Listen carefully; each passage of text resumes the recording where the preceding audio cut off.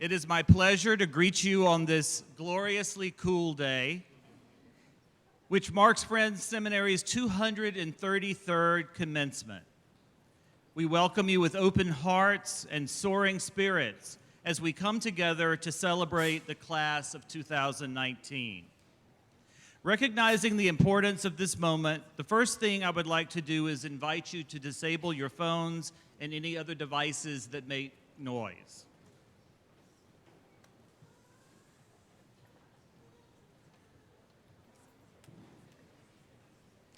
We gather today to celebrate the successful, humane, artistic, athletic, scholarly, playful, and gentle class of 2019.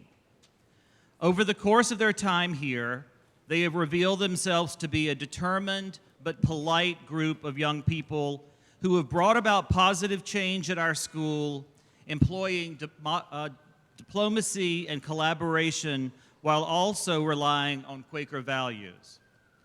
And of course, they have been critical to the positive assimilation of our new upper school head, Kate Reynolds. This class has shown kindness and sensitivity to Kate as she has stepped into a new job, really learning each day by day. But as hard as it is for you parents and we teachers and administrators, we know that this commencement is part of the cycle of things.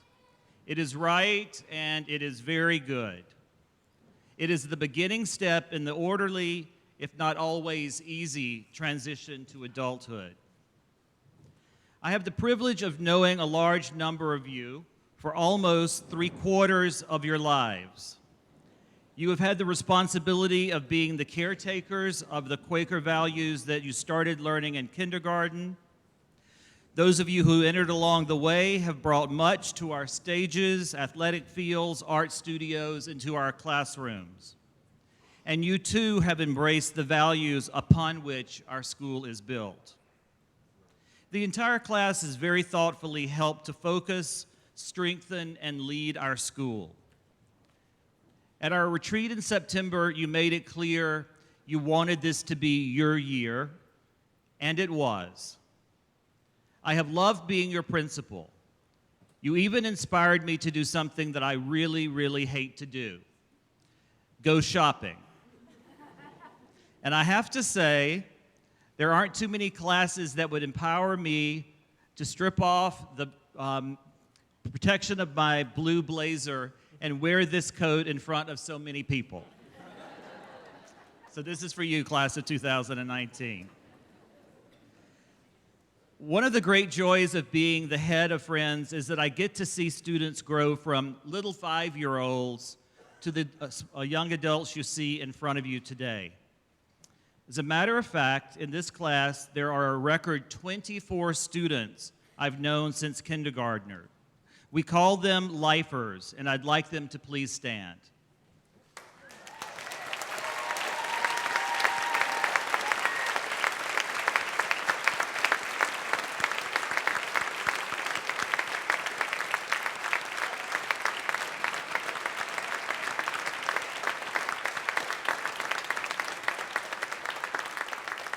Obviously, the class grew in number as the years went by, and I'd like to introduce each by year of arrival. So it's a pretty stable group between kindergarten, but in fifth grade, one student joined. Would you please stand?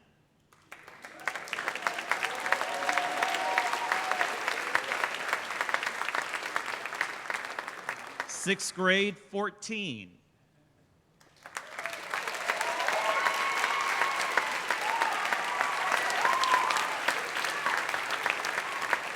In 7th grade, there were 3.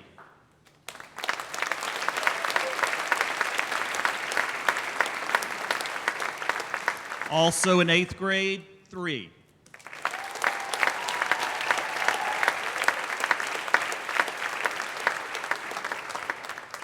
A large swell in 9th grade, 23.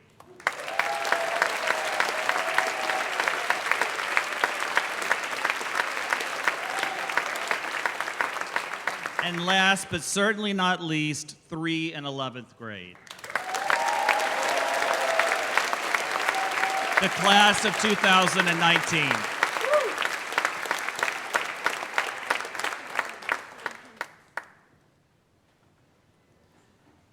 This ceremony marks an important moment in the personal and educational journey of these young friends. They now become forever part of the enduring history and legacy of Friends Seminary. From its founding in 1786, and from your own first day at kindergarten, wherever that may have been, this moment has been greatly anticipated. Both the school and the class of 2019 now move one step further into our own futures, separate but forever intertwined. When I hand you your diploma a little later, you and the school will be officially and eternally bound, something that is both a privilege and a responsibility. We count on you to continue to help your alma mater bring about a world that ought to be.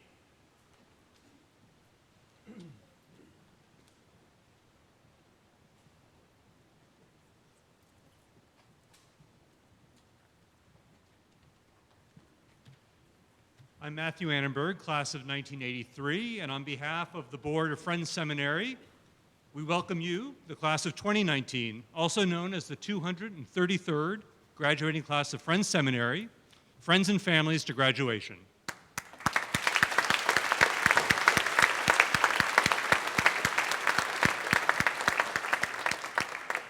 It's been another very eventful year at Friends, a time of change and development as we near the completion of our building project. The board has watched with awe as faculty, administration, staff, students, and a crack team of consultants and contractors have danced their way around a school in session and a project under full steam. Reimagining our spaces will keep Friends vibrant and thriving well into the future. We are grateful that our community has shown patience with this work. Some of you may feel that the new spaces being developed will be enjoyed after your time. But the best thing about graduating from Friends is that your time will last for your whole lives. While you may not have had the opportunity to sit in the great room as seniors, we hope you'll spend plenty of time doing so as alums. Whether it's your 5th reunion or your 55th, we trust you will remain deeply involved with the school and that you will always call it your home. Speaking of reunion, one just took place a few weeks ago. Fellow board member and alum Mark Doty and I hosted a discussion titled, "How Quaker is Friends Seminary Today?" There was animated discussion about the similarities and differences in the school when Hunter Hall was being built back in 1964 versus today. Older alums shared some of their memories of classes which had enriched their cultural understanding and tolerance, and we shared, recent alums as well as ourselves on the board, news about the ever-expanding work of the Center for Peace, Equity, and Justice, including direct engagement with lawmakers in Albany. We shared how all the different divisions of the school came together to write queries for our own faith and practice document, and other indicators of a vibrant Quaker life at the school. Friends alums, just like students, don't agree on everything, and in fact, quite often don't agree on much. But one conclusion was indisputable. Quakerism was in the water at Friends in '64, and it's still in the water at Friends today. Don't take my word for it. 2 years ago, we received our 10-year reaccreditation from the New York State Association of Independent Schools, or NYSUS. Darrell Ford, who is the head of Penn Charter School in Philly, and himself a graduation of Quaker education, led the review panel. Here's a brief excerpt from his report. The visiting committee experienced friendly, thoughtful, respectful, intelligent, engaged, collaborative young people in all divisions. Students affirmed that Quaker values and the school's mission are alive in their service, academics, advisory, sports, theater, arts, clubs, committees, meetings for worship, welcoming of new students, and by extension into the neighborhood. Although few students identified as Quaker, they use Quaker values and practices for decision making, and they are aware of what they have gained through this aspect of the school. The NYSACE's committee's comments about your engagement, intelligence and thoughtfulness, your sense of service and appreciation of Quaker values make us happy and grateful. Our mission speaks of Friends students ready to engage in the world that is and to bring about the world that ought to be. Like I said, Friends students and alums don't always agree with one another, but here's another indisputable conclusion. Right now, there's a lot of bringing about that needs to happen. We're counting on you to go out and help bring about that world. You can count on us to maintain a thriving school with Quakerism that's still in the water. Please keep in touch. The engagement of our alums is key to our life at the school. Whether it's to tell us what you like or tell us what you don't like, we genuinely want to hear from you. There are opportunities to serve on the Alumni Council, as alumni fellows on our board, and of course as board members at some time in the future. From my experience, while it can be exhausting work, it is very exhilarating. So once again, our heartfelt welcome and congratulations to the class of 2019. You are the reason that we are here, and we couldn't be more proud of you. Thank you.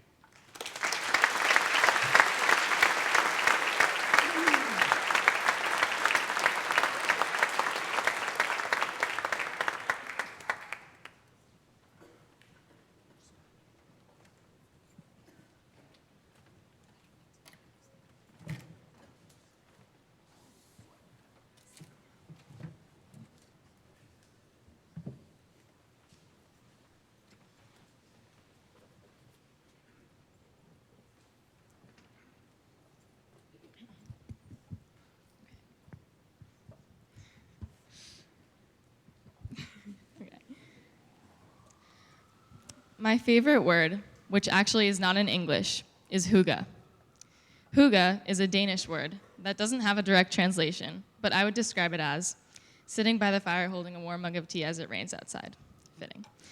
Being surrounded by a close bunch of friends during a summer night. Coziness, a state of zen.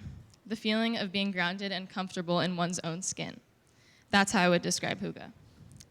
My mom told me that when I was about 4 or 5 years old, we were baking a cake in our sunny kitchen on a bright weekend.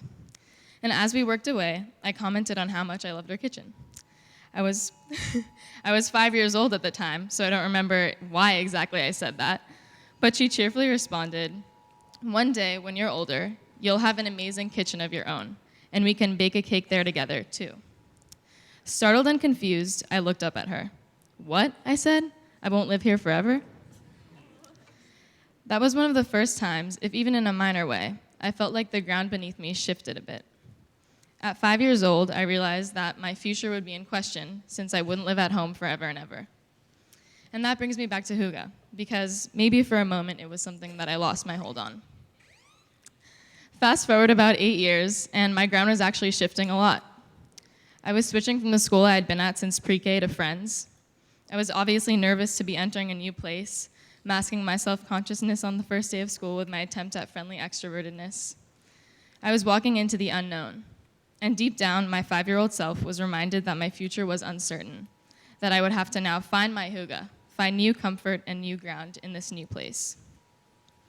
To my surprise, being at Friends felt more comfortable and closer to home than my old school, where I had been at for so long. I made friends through sports teams, we started hanging out together on weekends, and even in those first weeks of school, I felt like I was in the right place. Then time went on a bit. Our class went to Pal House and got into stupid fights. We got back from Pal House and stressed about school again. We bonded over those shared experiences and formed close friendships. But beyond the friendships that formed with the passage of time, I think that the character of our grade also formed.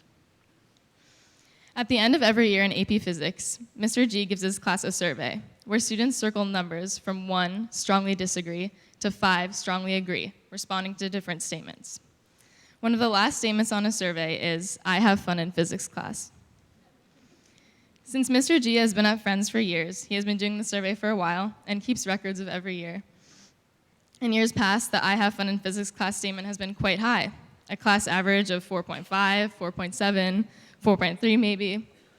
Strangely, although Mr. G did not change anything about the curriculum or his wholesome teaching philosophies, our class had around a 3.2 out of 5 on the fun scale.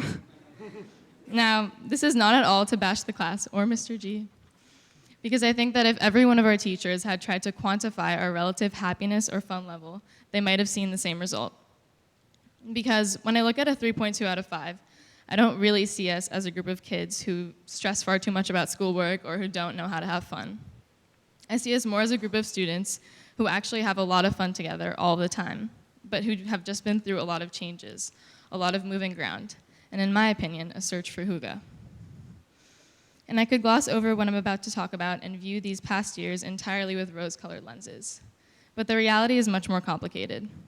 If there's anything I learned in English these past 4 years, besides context, quotation, observation, and analytic assertion, it's that no real point is totally straightforward.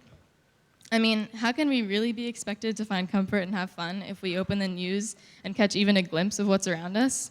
Rampant global warming, seemingly weekly terrorist attacks, massive wage gaps, political disarray crippling our world, the creeping collapse of our social security, the rise of social media suffocating our daily interactions, the fact that the Equal Rights Amendment still hasn't been ratified, just to name a few. And within this community, I think that the tumult of last year and even years before represented a huge shift. Although some of the school's internal issues might pale in comparison to the wider problems that plague our generation, being within these classic walls and ancient halls adds a certain degree of intensity to those issues. With the scaffolding and drilling noise slowly enveloping the building, with shifting admin managing the school, and even with the values of our community put into question last year, things felt sort of rocky. And I can't imagine how I would have felt as a student here since kindergarten, as many of our class is, seeing the community that raised you tumble so much. But I think that it was perhaps through the tumbling and shifting ground that I and all of us were forced to become more aware of what grounds us. To me, I have found hygge in the people around me. From my brother, who understands my experiences and I think relates to my personality. From my parents and stepmom, who even through the recent years of having 2 new baby Darwish sisters, Rose and Eve, added to the family, continue to be patient and understanding about how I adjust to a new and ever-changing household. I find lots of ground in my teachers who, when it matters most, express their care and concern for me. And perhaps most importantly, and most cliche, I have felt grounded by my incredible friends and classmates who, when I need it most, remind me that it's usually important to take a break and focus on the things you love. That it's important sometimes to take a step back from the commotion and busyness that is high school and remember to devote yourself to what you enjoy. I look around at these benches and see students who have devoted their time here to the things that they value. The arts, for example. Incredible self-portraits hanging in their multicolored beauty in the school hallways. Annual plays and musicals rehearsed to perfection. Talented musicians that light up this meeting house with their guitars, basses, drums, saxophones, pianos, and voices. I also see students who have devoted themselves to sports, beyond just winning tough games, also knowing how to gracefully lose. And also students who have devoted themselves to strengthening the school through leadership in committees, daily announcements about how to save our planet, like not putting tinfoil in the compost bins, students that spend weekends off in debate and model UN tournaments. Those are all huge commitments that speak to the incredible character of our class. Now that we are all leaving each other so soon, I can't help but think of that moment in my kitchen 13 years ago, when I was told that I would be leaving home one day and how I lost my sense of comfort. Perhaps I was so comfortable in my kitchen that day because it was warm and the sun was beaming through the window. But those are the external parts of hygge. I'm sure it was a time of messiness, of trial and error, of spilling flour and of learning to clean it up, and of ultimately coming out with a sweet baked creation. I would easily compare that space to this meeting house. I mean, we all love the windows in this meeting house, the photogenic lighting from the brightness, but that's not really why we find comfort in this place. It's because, much like a 5-year-old attempting to bake a cake, it's messy. There have been moments here of conflict and tension. People come to meeting for worship after a tough championship loss. We come to meeting after a presidential election. We come here after a stellar performance, after rejection, after acceptance. We, all these personalities, come here and we listen to each other and we ground one another. And this is an experience that truly makes this place special. Being a part of Friends Seminary has taught me, and I think many of us, that oftentimes intense change and shifting ground can make us uncomfortable. But it's precisely communities like this one that have taught us to create hygge for ourselves and for one another, no matter how far away we might stray from our sunny kitchens. Thank you.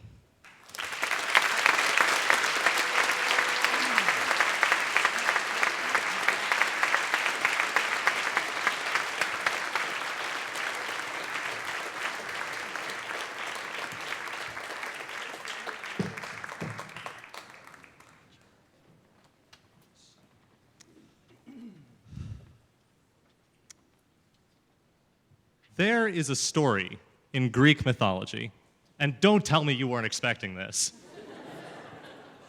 There is a story in Greek mythology about a young hero named Hercules who dreams that he has come to a fork in a road. Standing at this juncture is a god who says to him, "What's up, Herc? Because you are such a promising young demigod, I, a god, have taken the time out of my busy schedule to offer you a choice between the two paths behind me. Now, Hercules, the path on the left is pretty sweet. You head down that path, and I will guarantee you the safest, easiest, most enjoyable life imaginable. You will be totally happy.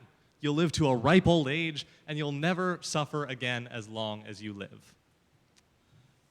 On the other hand, this path on the right will lead you to nothing but trials and suffering. Choose this road and you'll lose everything you love. You'll face impossible foes and you'll die tragically, but you'll be remembered as a hero who will inspire generations to come." So Hercules thinks about his choice, then squares his shoulders and marches off into the trials and suffering. The story that follows is truly incredible. The teenage hero grows up and astonishes the world by doing battle with the most ferocious of enemies, whether he's outwitting a god, slaying a monster, or even diverting the course of 2 rivers to clean up 30 years' buildup of cow manure. By the time of his death, Hercules will forever be known for accomplishing the impossible. And yet this most heroic of heroes would never have been a hero at all if he hadn't chosen the more difficult path. So, I don't know about everybody else up here. I certainly didn't make any kind of divine choice before our freshman year. And yet, I think the process of becoming an adult over the last 4 years has led many of us to join Hercules in staring impossibility in the face. For one thing, I think many of our freshman selves imagined the political world as a place where adults had their problems, but where they at least interacted within some sphere of civility and normalcy. However, by our sophomore year and the conclusion of the 2016 election cycle, it seemed impossible that our government could ever escape from the divisive and hateful rhetoric that had threatened the very institution of democracy. But to some small extent, that was a problem we could ignore. After all, we knew that Friends Seminary would remain an island of stability no matter how troubled the rest of the world became. What we didn't realize as sophomores is that no community is immune to change. Leaders retire. Administrators move to new cities. Sometimes vital members of a community unexpectedly encounter grave personal issues, and sometimes all 3 happen at once. Consequently, after a sophomore year filled with tumultuous global events, we began our junior year surrounded by adults who were just as strong and kind and supportive as before, but who were almost entirely unfamiliar. And meanwhile, these adults found themselves thrown headfirst into a community rocked by scandal, conflict, and confusion. It seemed impossible that Friends would ever again represent the refuge from turmoil it once was. And then, on top of the real and serious problems facing the world and our school, we found ourselves faced with our own piles of cow manure in the form of college applications and standardized testing. Once we understood that our entire future lay behind an impenetrable wall of stressful yet meaningless tasks, it seemed impossible not only to solve the larger issues we faced, but even to find time to worry about them. It was at this moment that I think many of us began to wonder, is this what growing up feels like? If I learned anything from the chaos of our junior year, it was that giving up on things is frighteningly easy. It's easy because after the world has disappointed you once, rebuilding your belief in yourself and in your community seems like yet another impossible task. It's so much easier to just stop caring and to let cynicism take the wheel. What changed my mind was a basketball team. It is the morning of December 28th, 2018. As the manager of the boys varsity basketball team, I am keeping score for the Cactus Jam tournament in Phoenix, Arizona, and we are about to face the most terrifying opponent imaginable, a public high school from rural Ohio, with a talent pool of over 1,300 students and a committed D1 athlete as team captain. I was scared. After all, I was rooting for a young team from a small Quaker high school in New York City, and we were competing in a tournament that no team in Friends history had ever won. Even before the first whistle, I was convinced that we couldn't possibly walk away with a victory. The world just didn't work that way. What I saw instead on that chilly morning was nothing short of incredible. You see, I hadn't counted on the fact that our opponents from Brecksville, Ohio, believed they could get away with choosing the easy path. As they saw it, they wouldn't even have to try to beat a bunch of Quakers from Lower Manhattan. They were completely thrown when they stepped onto the court and saw the entire Friends bench on their feet and screaming their heads off out of pride for their team. By the end of the fourth quarter, the whole team was hoarse and red-faced, but no one cared because their belief in their fellow Owls was so strong. And because we had just secured a 4-point victory and won the Cactus Jam Championship for the first time in school history.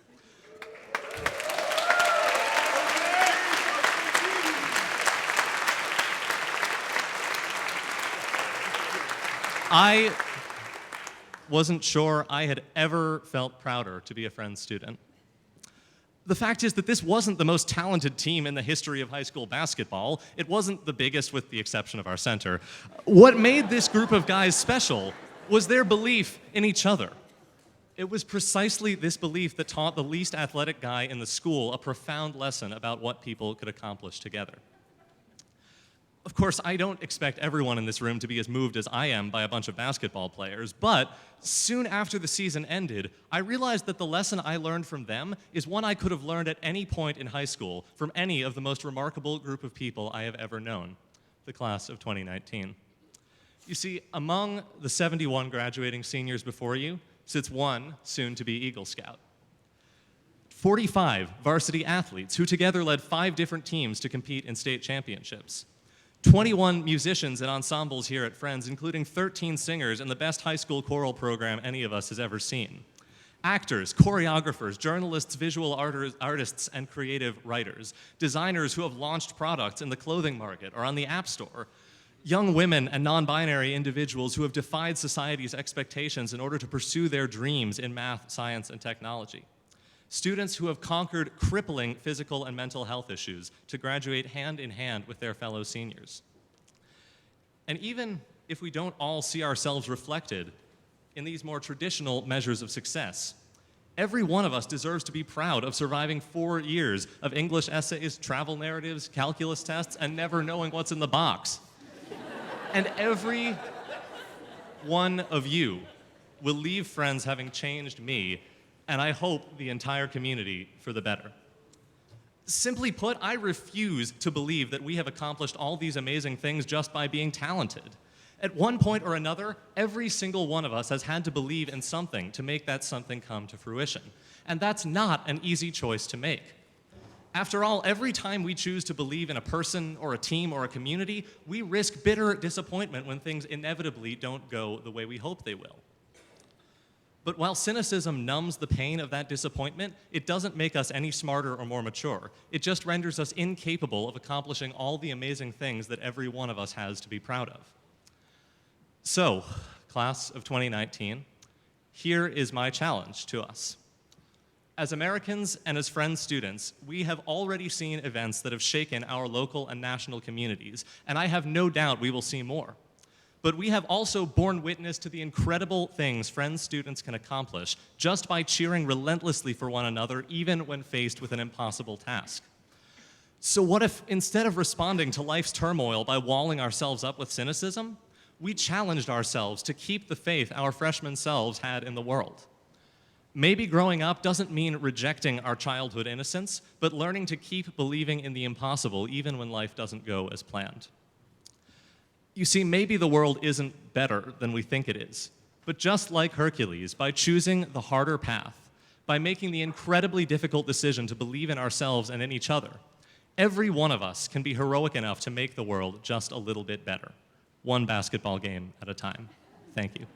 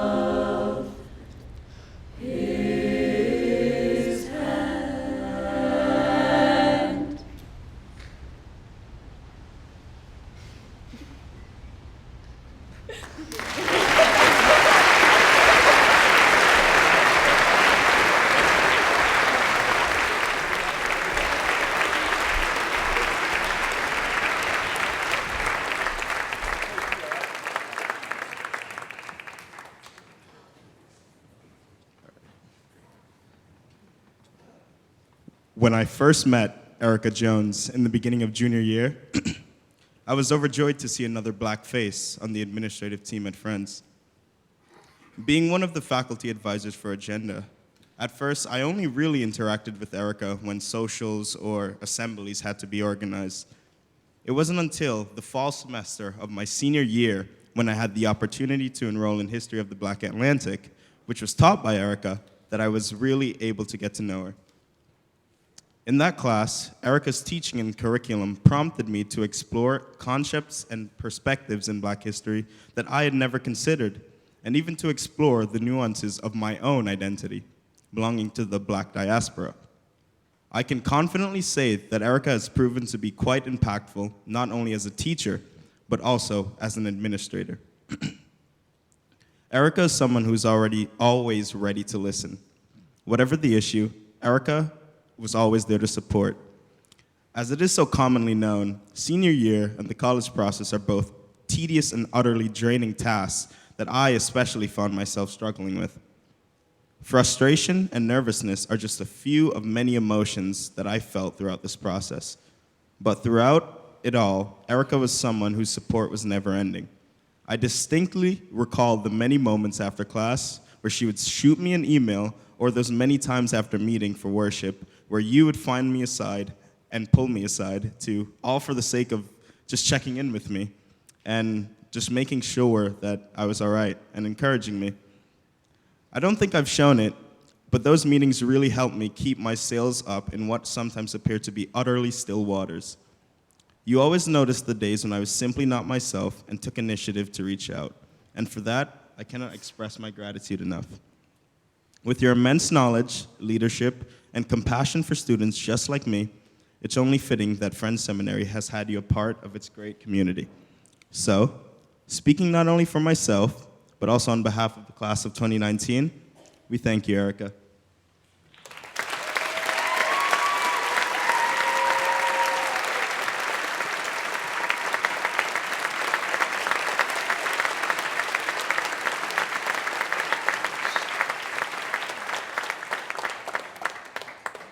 Thank you, Matthew. All right. Good evening, everyone. I want to begin by thanking the class of 2019.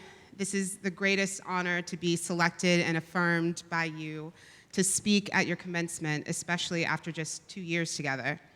This class holds a very special place in my heart since you're the only class that I have formally taught in my time at Friends, having had 16 of you in US history last year and another 17 of you in History of the Black Atlantic and Feminism and Gender Ethics this year. And what an incredible 2 years it has been. I feel like I've had a lot of adventures with you all. Attending the Student Diversity Leadership Conference in Anaheim, California, sleeping on a classroom floor at the Quaker Youth Leadership Conference in Durham, North Carolina.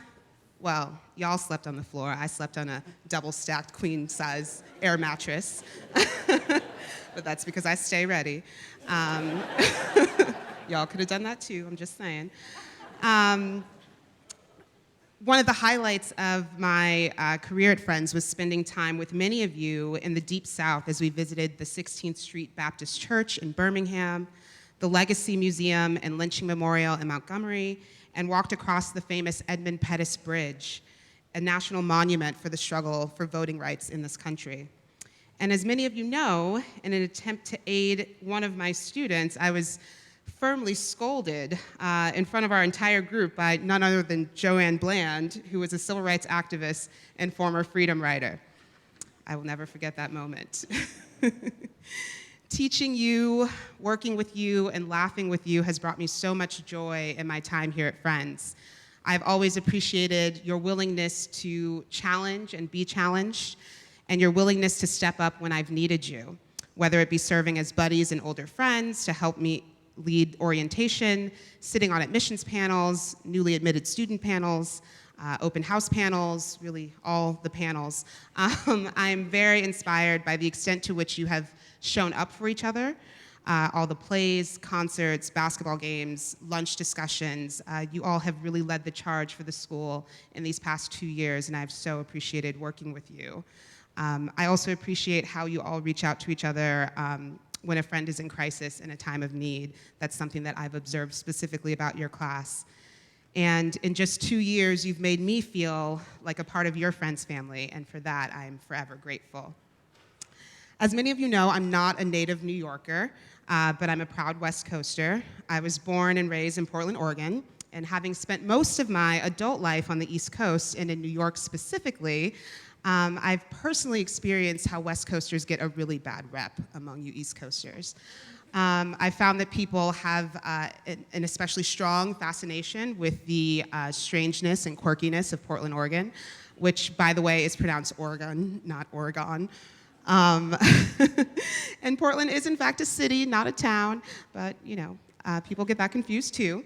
And don't get me wrong, Portland certainly lives up to its reputation for weirdness, but what gets under my skin the most is the conception of West Coasters as these sort of happy-go-lucky freeloaders in the East Coast imagination. You know, oh, they just sit on the beach, hanging out all day, you know, head in the clouds, they don't work, they don't produce anything, and they're just a bunch of dreamers. And it's this last part that I want to focus on because it is actually a deep part of my identity as a dreamer. So when I tend to reject all of the other sort of West Coast stereotypes, one layer that I deeply connect with is that of a dreamer. So for me, it has been Black writers, scholars, intellectuals, activists, and artists that have, along with my family, sustained my capacity for dreaming when the reality of systemic oppression is so strong that sometimes it is difficult for me to get out of bed. In fact, I'm standing before you because of someone else's dream for me. And that person, those people, are my parents, my grandmothers, and all of the women in my family who raised me, and all of my ancestors whose sustaining force for centuries was the dream of freedom and liberation from enslavement. I come from a long lineage of Black women who dreamt me into spaces and places that were not accessible to them. I was born and raised in Portland, Oregon, but my family actually has roots in the South. My mom's side of the family is from a little town in Arkansas called Ethel, which is located just outside of Little Rock, a city you may remember from our study of the Civil Rights Movement and the desegregation of Central High School in 1957, which was 3 years after the Brown v. Board of Education Supreme Court decision, which ruled that separate but equal was unconstitutional in public schools. My dad's side of the family hails from Memphis, Tennessee. Both of my parents were raised by single mothers and had very little to no contact with their fathers. My mother is one of 8, and her mother, my grandma Bert, raised all 8 of her children on her own while working several jobs because she refused to go on welfare.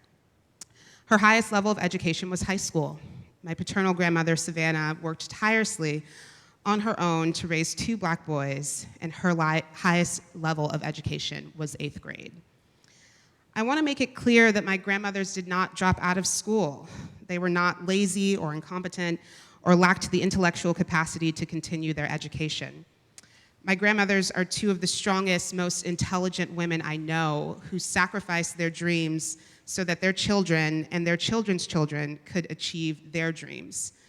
My grandmother sacrificed their sense of home and rootedness in the South to move their entire families to the Pacific Northwest for the dream of better job opportunities and an effort to flee rampant racial terror in the American South. I was raised collectively by 2 single parents who taught me to dream with my eyes open and to never take any of their sacrifices for granted.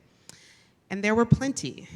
I begged my parents to let me attend an all-girls Catholic school, which I knew was a financial burden, and they did it anyway. In fact, I went to school where families on financial aid were required to perform a certain number of service hours for the school. I remember my mom working 2 jobs and then coming to my school to sell tickets to the evening basketball games in order to fulfill our family's service requirement. My parents would go on to support me through my undergraduate years at Dartmouth College and my graduate studies at Columbia.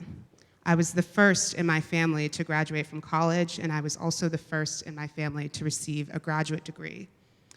So I stand before you on the shoulders of my parents' dreams, my grandmother's dreams, and my ancestors' dreams. Throughout my life, I've had to imagine myself in places where people who looked like me did not exist, where I had never seen people like me in those places before. Growing up, I don't think I knew a single black woman who had graduated from college, and yet I knew without a shadow of a doubt that I would graduate from college.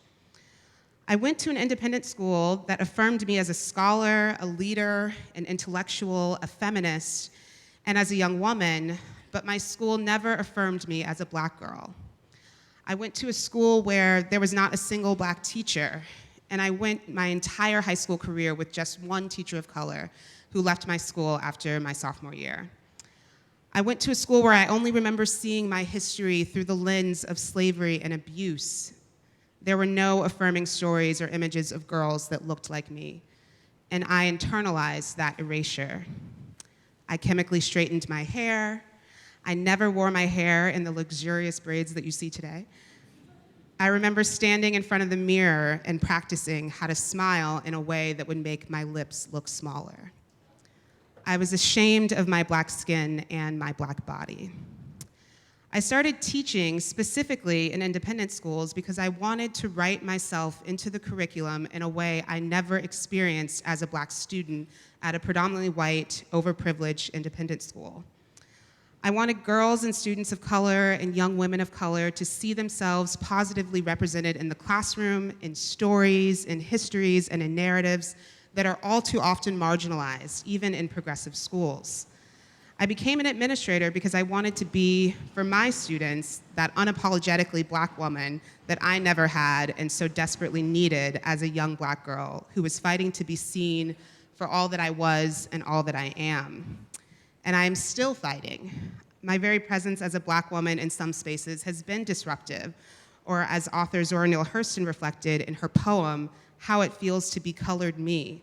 She says, I feel most colored when I am thrown against a sharp white background.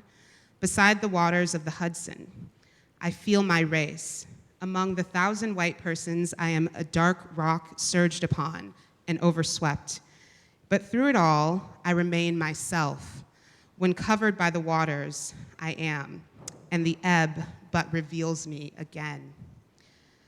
This was my dream for my students who experience racism, anti-blackness, sexism, misogyny, anti-Semitism, classism, homophobia, transphobia, ableism, all of those things, to be able to fight unapologetically to be themselves in spite of systemic oppression, in spite of efforts at erasure. So yes, you have to fight, and you also have to dream. In Robin D.G. Kelly's book, Freedom Dreams, The Black Radical Imagination, he asks, what are today's young activists dreaming about? We know what they are fighting against, but what are they fighting for? At the beginning of the year, on the very first day of school, in this very meeting house on Wednesday, September 5th, at about 9:30 a.m., or 9:35 for those of us that were running a little late, while standing at this very podium, I asked you all to listen closely as I read this same passage from Dr. Brittany Cooper's Eloquent Rage, a black feminist discovers her superpower. In her concluding chapter, entitled Joy, Cooper writes, rage is great at helping us to destroy things. That's why people are so afraid of it. But part of what I've been trying to say is that rage can help us build things too. The clarity that comes from rage should also tell us what kind of world we want to see, not just what kinds of things we want to get rid of. I'm not interested in a feminist project that only works to tear down things. Black women know that justice is rarely found in the rubble. If your rage can do anything for you, I hope it can do for you what it has done for me.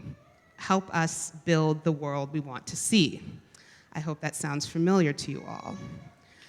Joy arises from an internal clarity about our purpose, she continues. Maintaining the capacity for joy is critical to the struggle for justice. We can't let the messed up state of the world steal our joy, which Andrew and Daphne so poignantly commented on as well. So how do we do this? How do we build the world we want to see? Some of my favorite writers and revolutionaries talk about the radical, transformative, liberatory power of love. Bell Hooks, a black feminist scholar, activist, and author, proclaimed, Love is where our hope of ending domination is, and I firmly believe that. James Baldwin professed, "If I love you, I have to make you conscious of the things you can't see." In building a more just and equitable world, we have to constantly ask ourselves, what are we missing? Whose perspectives and identities are we centering? What issues, opinions, and identities are moving at the margins? How do we make the invisible visible to those who can't see, refuse to see, or intentionally ignore in order to maintain the status quo? We have to listen and be vigilant in our pursuit of centering marginalized voices. And we have to speak when we witness or experience injustice. As Audre Lorde said, your silence will not protect you. We also have to ask, to what extent is our speaking complicit in silencing someone else's voice? I had the pleasure of hearing Dr. Brittany Cooper at a conference just a couple of weeks ago, and she talked about how we need to disrupt the language of allyship and move toward one of co-conspirator. She said, if we are co-conspirators, we are both risking something. I have since then begun to ask myself, as I think about negotiating my own journey as an ally, what am I willing to risk to show up for my queer brothers and sisters? What privileges am I willing to give up in the pursuit of equity? What does it mean to simply critique a system like heteronormativity, which I benefit from as a cisgendered person, without a willingness to give something up? What am I willing to risk for others? I also want to remind you of the virtue of humility, because you will mess up. You will make some mistakes. You will fail, maybe even more than once. People are going to tell you no, call you a troublemaker, tell you to stay in your place, stay in your lane, and you will keep going. And in fact, you must keep going.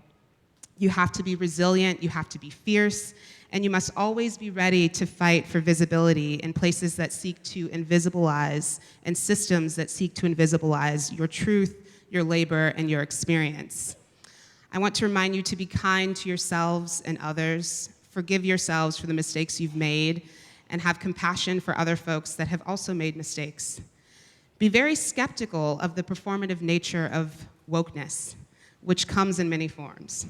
Be wary of friends who protest in the streets and post selfies on social media, but remain silent when you experience microaggressions. Be wary of the ways in which folks have weaponized perceived wokeness to demean others. This gets us nowhere. Be self-critical. As Audre Lorde said, the true focus of revolutionary change is never merely the oppressive situations which we seek to escape, but that piece of the oppressor which is planted in each of us. Class of 2019, someone, somewhere sacrificed something for you to be here today. You are fulfilling someone's dream for you. So you have an obligation to make good on the gifts you've been given. How are you going to use your friend's education, your imagination, your knowledge, your privilege, your talent, your integrity, your humility in the pursuit of building a more just and equitable world, a world we have not seen yet? When the world seems like a constant nightmare, I want you to maintain the audacity to dream, because sometimes dreaming and working toward building something better, working toward bringing about a world that ought to be, is your only form of resistance. It may be your only hope when the world seems dark and unforgiving and hard to exist in. When it seems like all the darkness is closing in on you and you can't breathe, you must continue to resist. Bell Hooks asked, how do we live in a world that's not ready for us? We create that world. We build that world. I look forward to seeing all of the beautiful, incredible, complex worlds that you will create and dream into existence. And I won't say congratulations just yet. I'll simply say, get to work. I'm counting on you. But seriously, I hope that you all live in the joy of this moment and all that you've accomplished and all that you will accomplish. And in the words of Arundhati Roy, another world is not only possible, she is on her way. On a quiet day, I can hear her breathing. I love you, I'll miss you, and your dean is always, always rooting for you. I love you. Thank you.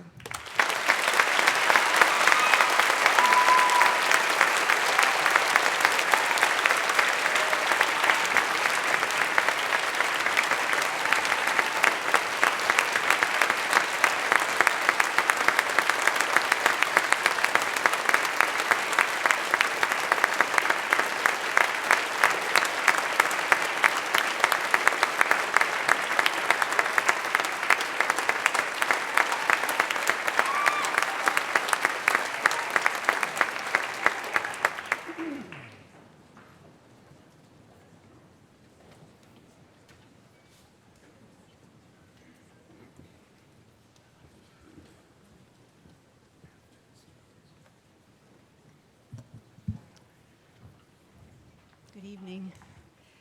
This is the time after such extraordinary words that we are being invited into the opportunity of a very special silence. Not the kind of silence that Erica has advised us to stay very clear from and to avoid and speak in, the silence of microaggression and the silence that avoids speaking out about oppression. But this is a silence that is one in which is a waiting silence, an expectant silence, a silence that makes possible a deep calm, a profound listening, a waiting, and a revelation of what we might not otherwise have been able to learn about ourselves and those around us. The Religious Society of Friends, or Quakers, believe that there is in each of us here in this room, each of us who experience all kinds of relationships with one another, that there is a measure of the divine or the inner light in each of us. Among the many gifts of a Friends Seminary education is the rare gift of entering into and welcoming this silence unafraid during a time of worship. Knowledge, love, and understanding require waiting and listening. And these are among the many skills that our graduates take with them into the world. After we enjoy hearing from Devin and Lily, their readings, we are all invited into a period of silence. Lest this feels strange to those of you who have not experienced it before, know this, that any one of us is participating, whether we rise to speak with a message that we had not known possible to give at this point, or whether we remain silent. Each of us indeed is here and participating. Pause and hear and listen to your neighbor. At the right time, there will be a time for shaking hands and moving on to the joyous distribution of diplomas. Thank you. Thanks.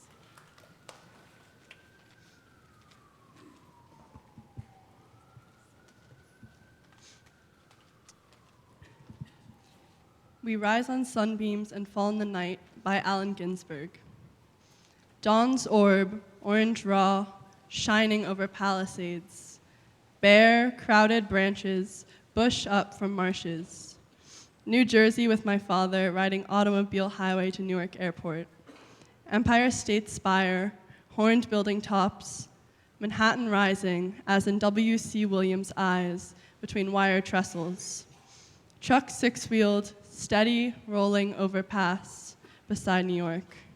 I am here, tiny under sun, rising in vast, white sky, staring through skeleton new buildings, with pen in hand, awake.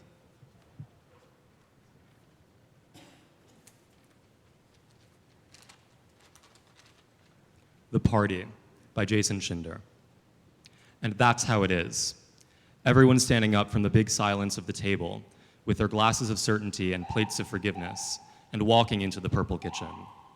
Everyone leaning away from the gas stove Marie blows on at the very edge of the breaking, blue-orange lunging forward flames to warm another pot of coffee, while the dishes pile up in the sink, perfect as a pyramid. Ah, says Donna, closing her eyes and leaning on Nick's shoulders as he drives the soft blade of the knife through the glittering dark of the leftover chocolate birthday cake. That's it. That's how it is. Everyone standing around as if just out of the pool, drying off, standing around. That's it. Standing, talking, shuffling back and forth on the deck of the present before the boat slowly pulls away into the future. Because it hurts to say goodbye, to pull your body out of the warm water, to step out of the pocket of safety, clinging to what you knew or what you thought you knew about yourself and others. That's how it is. That's it. Throwing our jacket over your shoulders like a towel and saying goodbye, Victoria. Goodbye, Sophie. Goodbye, Lily. Goodbye, sweetie. Take care. Be well. Hang in there. See you soon.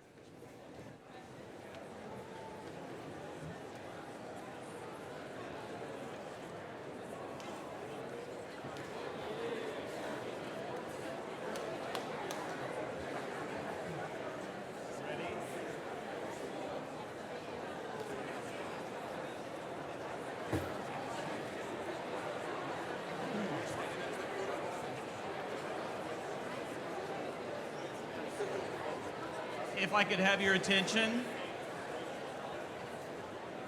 It's now time for the awarding of the diplomas. And on behalf of the Board of Trustees of Friends Seminary, a New York State educational corporation, and is approved by the faculty and administration, it is with pleasure and affection and admiration that I present diplomas to members of the class of 2019.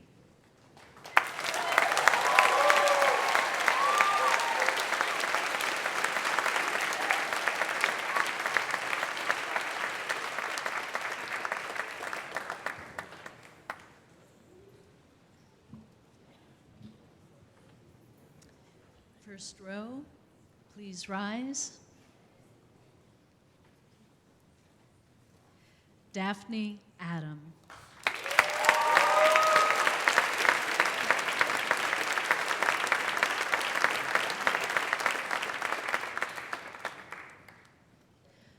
Suleiman Talal Alfasam.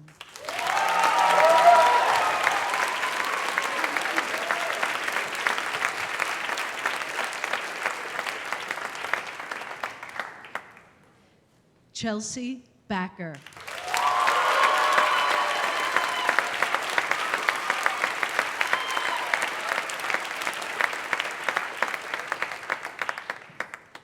Gus Ball.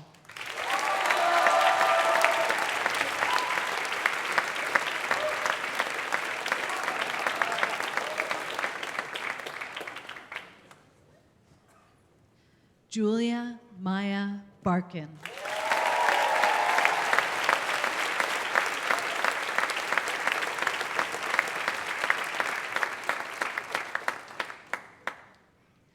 Corinna Burnett.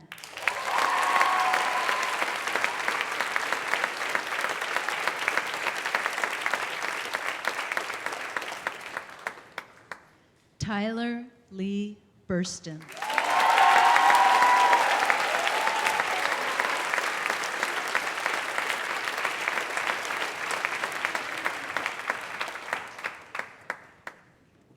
Cameron Kalamanopoulos.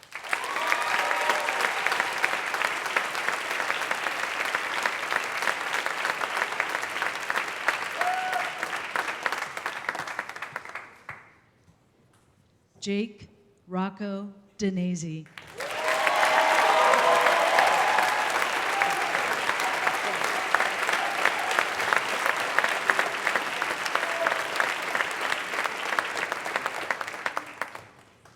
Daphne Hannah Darwish.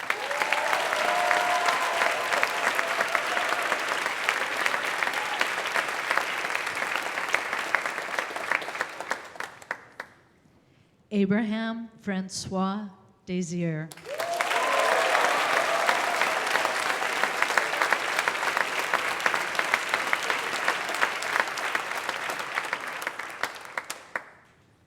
Denise DePasca.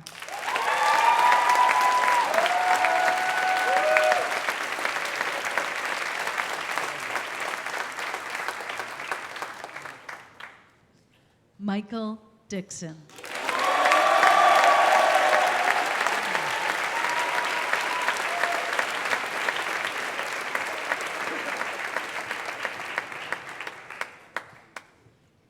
Colin Marshall Donnelly.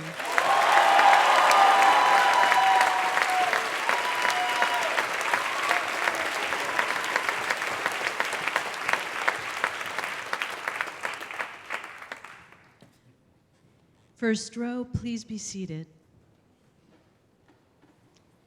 Second row, please rise. Clarence Jasper Trust Duncan.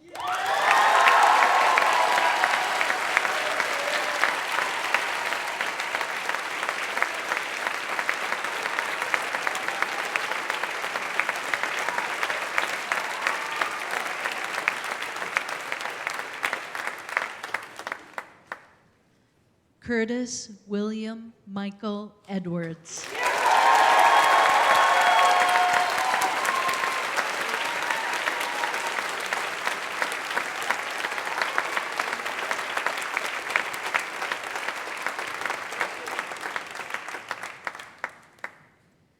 Devin Jacob Friedrich.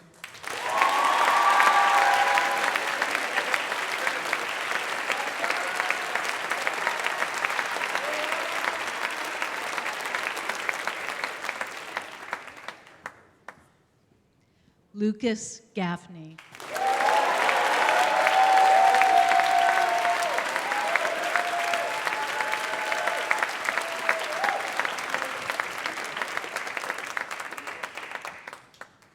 Cosmo T. Gigante.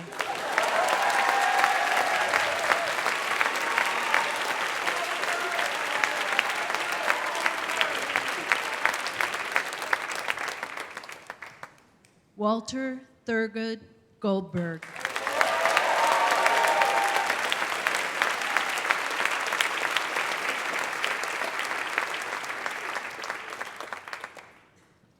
Abram Benjamin Zucker Gorin.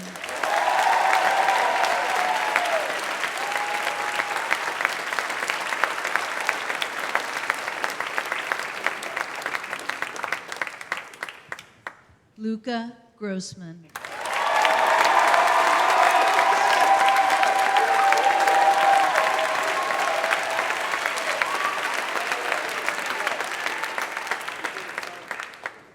Andrew Drummond Harsh.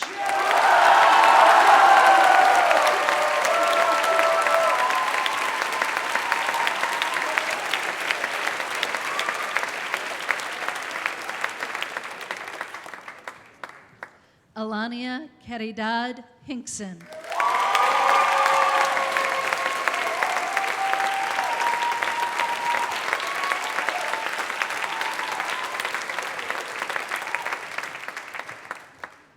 Bianca Rosalie Howell.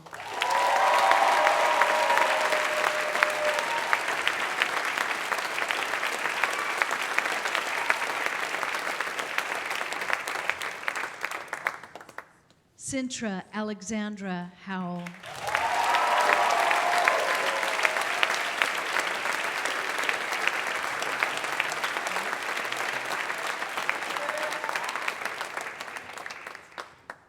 Jordan Cohen Kramarski.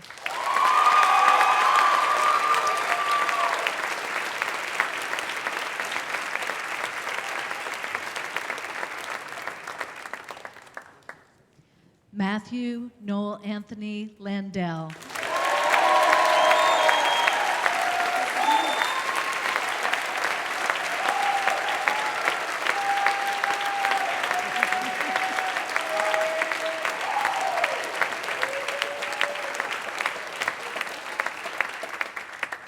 Row 2, please be seated.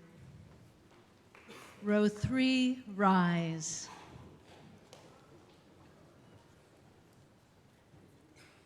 Benjamin Reiner Lanzi.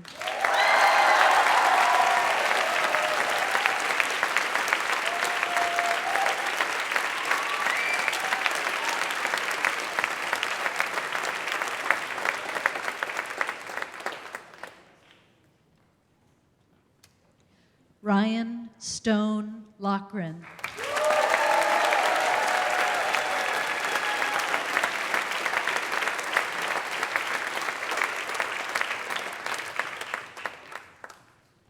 Ilana Page Lehrman.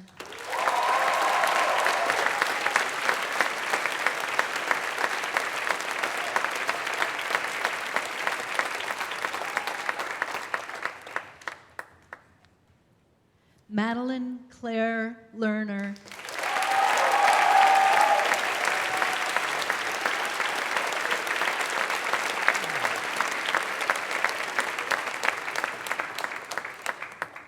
Henry Curtis Lieber.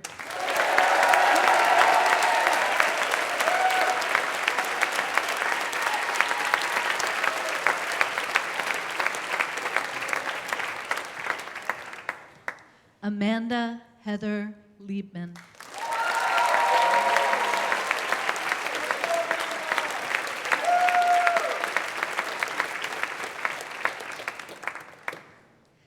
Jiating Liu.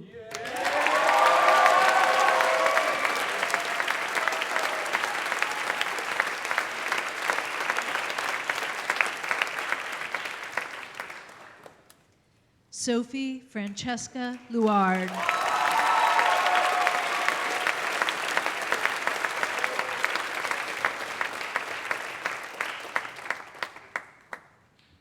Sarah Alexandra Lyon.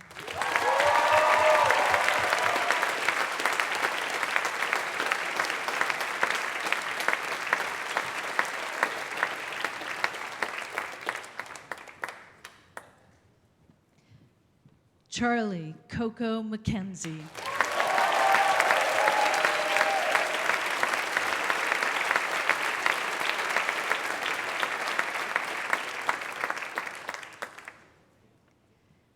Cleo Katzoff Morrison.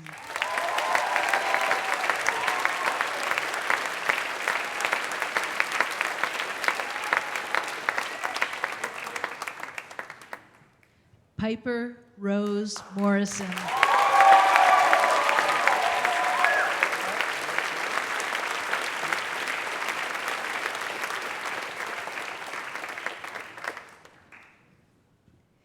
Aiden Henry Moses.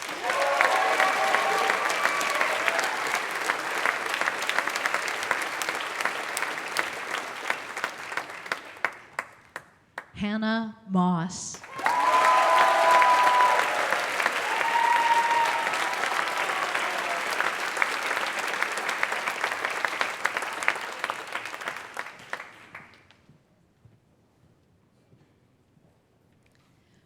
Row 3, please be seated.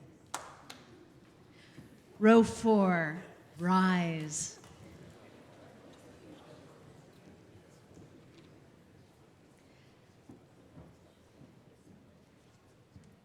Akib Un Nabi.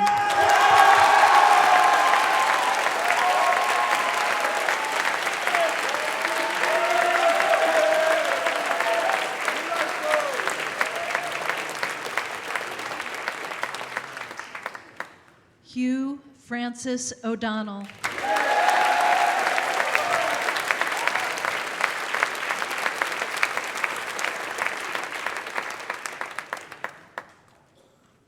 Theodora Mimi Pappas.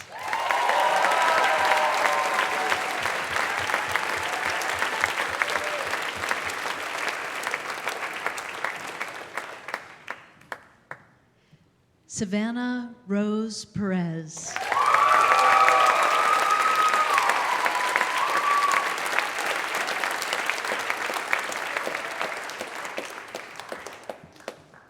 Lily Pinchbeck.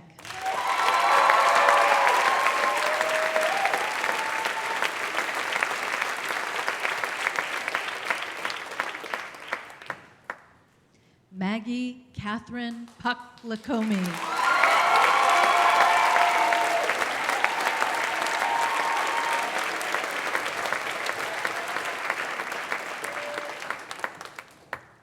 Jessica Kim Robbins.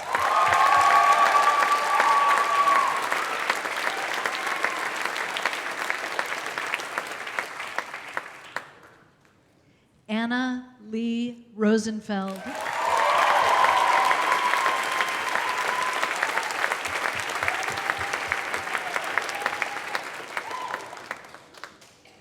Chloe Isabel Rosenkrantz.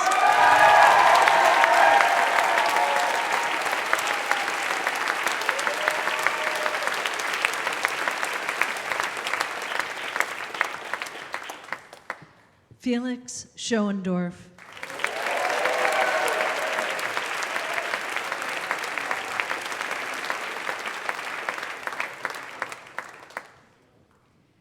Dennis Sadaleev.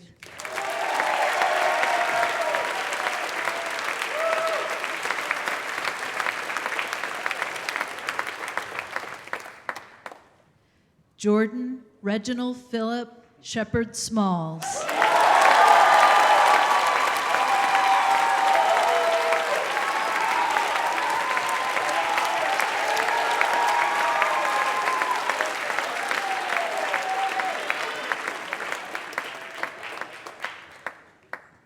Alexandra Justine Scora.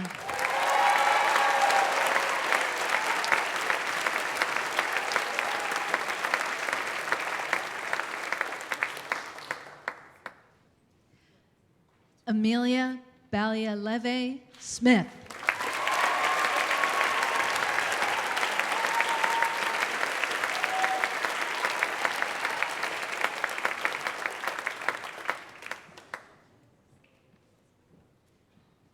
Row 4, you may be seated. Row 5, rise.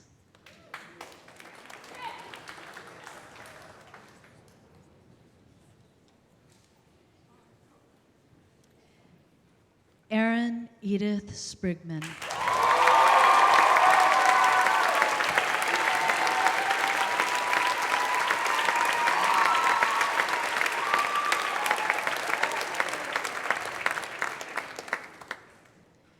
Amari Carlisle Taylor.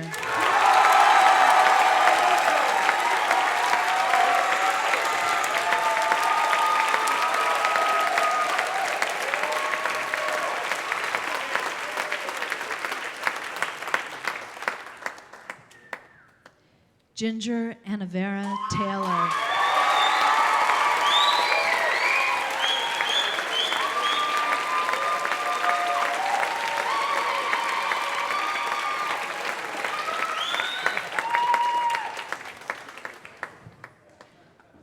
Dakota Rhodes Ticelli.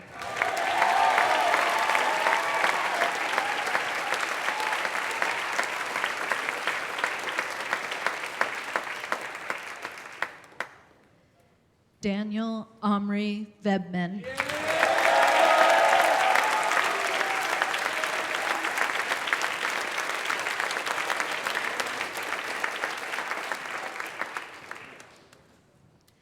Lucas Craig Vogelman.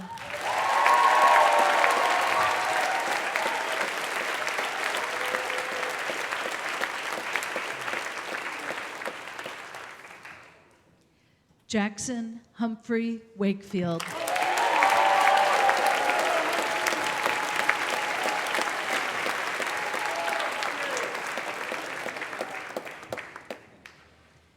Isaiah Joel Weeks.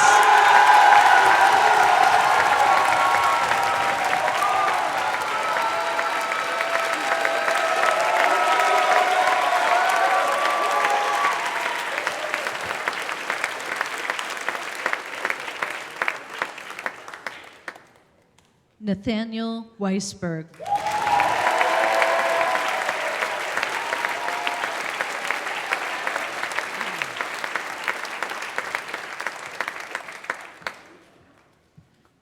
Benjamin Barnes Wertheim.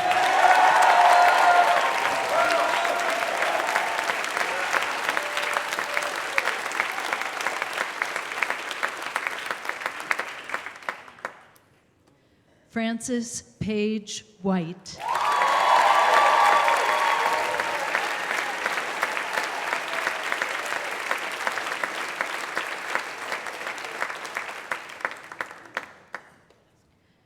Martine Alvaro Wilkinson.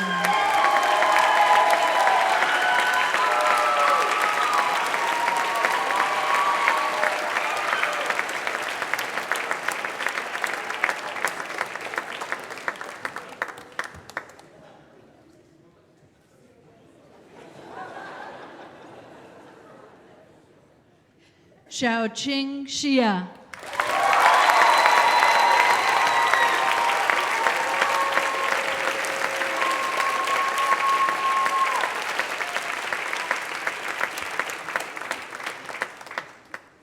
Isabel Grace Zelter.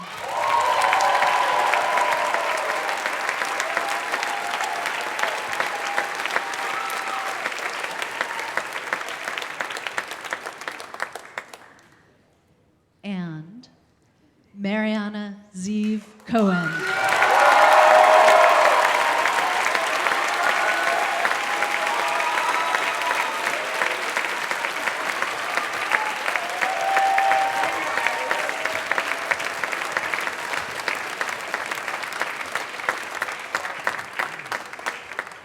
Actually, I'd like to ask all of you to rise. Ladies and gentlemen, the class of 2019.